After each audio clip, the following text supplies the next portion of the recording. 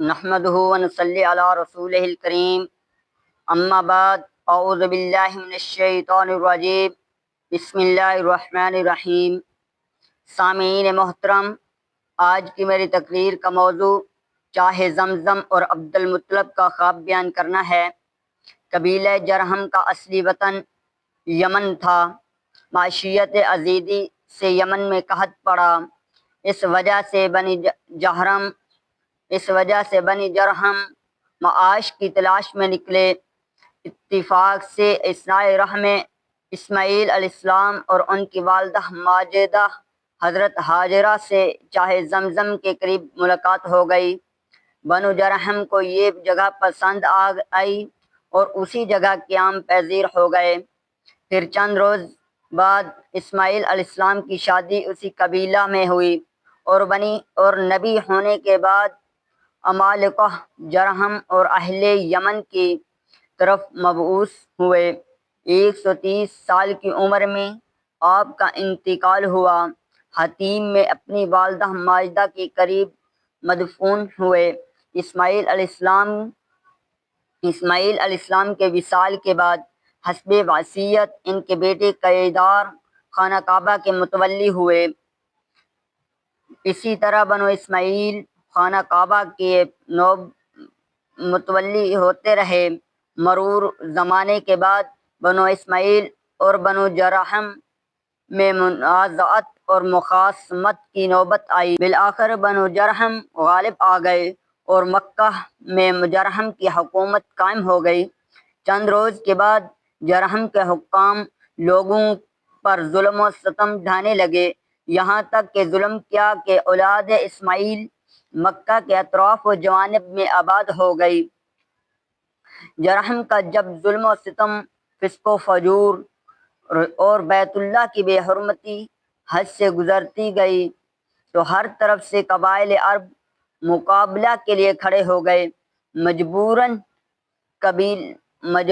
قبیلہ جرہم کو مکہ سے نکلنا اور بھاگنا پڑا، لیکن جس وقت مکہ سے نکلنے لگے تو خانہ کعبہ کی چیزوں کو بئر زمزم میں دفن کر گئے اور بئر زمزم کو اس طرح بند کر گئے کہ زمین کو ہموار کر دیا اور زمزم کا نشان بھی ختم ہو گیا۔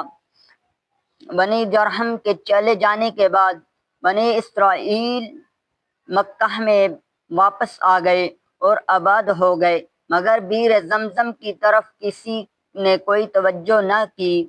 مرور زمانہ سے اس کا نشان بھی نہ رہا، یہاں تک کہ جب مکہ کی حکومت اور سرداری عبد المطلب کے قبضہ میں آئی اور ارادہ خداوندی اس جانب متوجہ ہوا کہ چاہے زمزم جو عرصہ سے بند اور بے نام و نشان پڑا ہے اس کو ظاہر کیا جائے، تو رویا صالح یعنی سچے خواب کے ذریعے عبد المطلب کو اس جگہ کے کھودنے کا حکم دیا گیا اور اس جگہ کے نشانات اور علامات خواب میں بتلائے گئے۔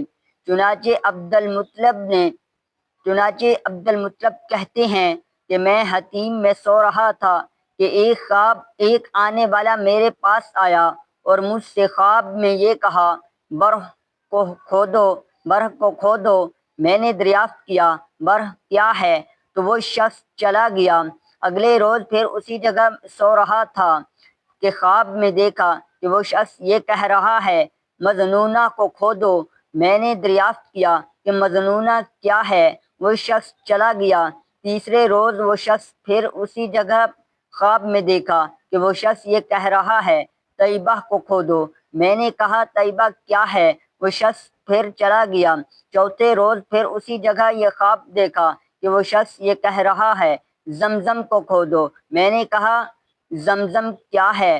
اس نے جواب دیا۔ میں نے کہا، زمزم کیا ہے؟ اس نے جواب دیا، وہ پانی کا ایک کنواں ہے کہ جس کا پانی کبھی ٹوٹتا ہے۔ وہ پانی کا ایک کنواں ہے جس کا پانی نہ کبھی ٹوٹتا ہے اور نہ کبھی کم ہوتا ہے، بے شمار حجاج کو سیراب کرتا ہے۔ اور پھر اس جگہ کے نشانات اور علامات بتلائے گئے کہ اس جگہ کو کھودو۔ اس طرح بار بار دیکھنے اور نشانات کے بتلانے سے عبد المطلب کو یقین ہو گیا کہ یہ سچا خواب ہے، یعنی رویا صادقہ ہے۔ عبد المطلب نے قریش سے اپنا خواب ذکر کیا اور کہا کہ میرا ارادہ اس جگہ کو کھودنے کا ہے۔ قریش نے کھودنے کی مخالفت کی، مگر عبد المطلب نے مخالفت کی کوئی پرواہ نہ کی اور کدال اور پھوڑا لے کر اپنے بیٹے حارث کے ساتھ اس جگہ پہنچ گئے اور نشانات کے مطابق کھودنا شروع کر دیا۔ عبد المطلب کھودتے جاتے تھے اور حارث مٹی اٹھا اٹھا کر پھینکتے جاتے تھے۔ 3 روز کے بعد ایک من ظاہر ہوئی۔ عبد المطلب نے فرط مسرت سے اللہ اکبر کا نعرہ لگایا اور یہ کہا، یہی اسماعیل علیہ السلام کا کنواں ہے۔ اس کے بعد عبد المطلب نے چاہے زمزم کے قریب کچھ حوض تیار کرائے جن میں آب زمزم بھر کر حاجیوں کو پلاتے۔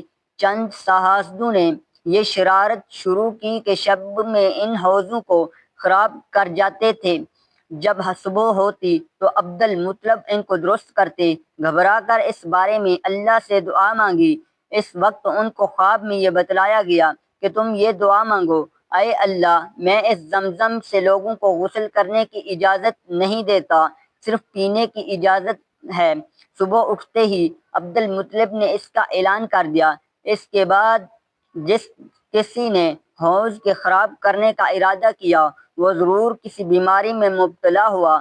جب بار بار اس قسم کے واقعات ظہور پذیر ہوئے تو حاسدوں نے عبد المطلب کے حوضوں سے تعرض کرنا چھوڑ دیا۔